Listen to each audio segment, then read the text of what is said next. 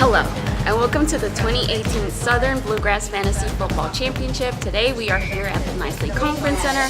I'm your host, Anna Medina, and today we're going to take you behind the scenes of the Fantasy Football Draft and talk to new faces and old faces, kind of about what their strategies are. So let's take a look.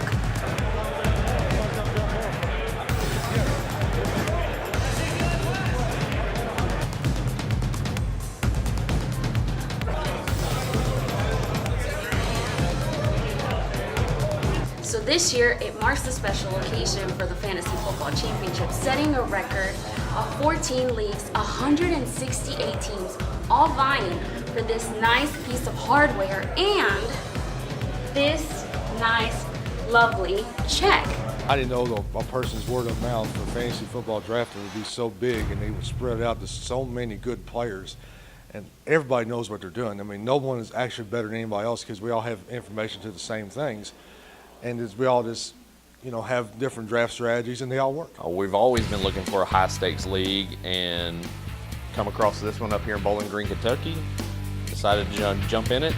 Been one of the best experiences I've had as far as fantasy football.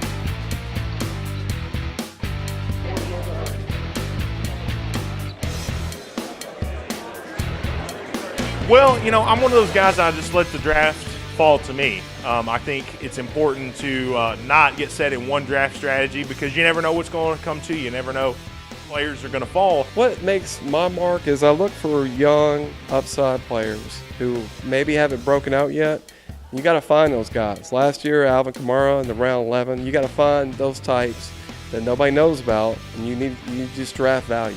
That's what you're aiming for. It's a PPR format, so you want to draft receivers, ones that are going to catch the ball the most, running backs that are going to catch the ball the most. Don't take a quarterback early. Don't take a defense early. So one may think a fantasy football championship, it sounds like it's just fun and games. Well, yes, but it is all in the spirit of giving back. Some of the proceeds even go to the WKU dance team.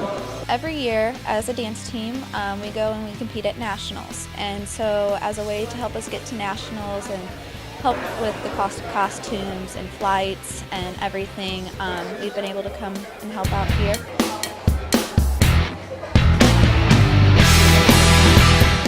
So one may think that here at the Southern Bluegrass Fantasy Football Championship, it's all about rivalry and who's going to get that player and who's going to get this player first. But you know what? It's really not. It's more about that camaraderie. Being around these guys, you see them once or twice a year. Everyone kind of treats each other like family. So you get to joke around with people. It's almost like when you go back home and you go for Christmas and things like that. So you're at home. I'm most excited about seeing all these people's expressions on their faces when they pick the players they want, and just everybody having a great time, fellowship, and that's what it's all about. And drinking the Buffalo Trace bourbon, eating the good food, parading around with their trophies and their belts, and just seeing everybody excited and this good fellowship because a lot of these people only see each other once a year.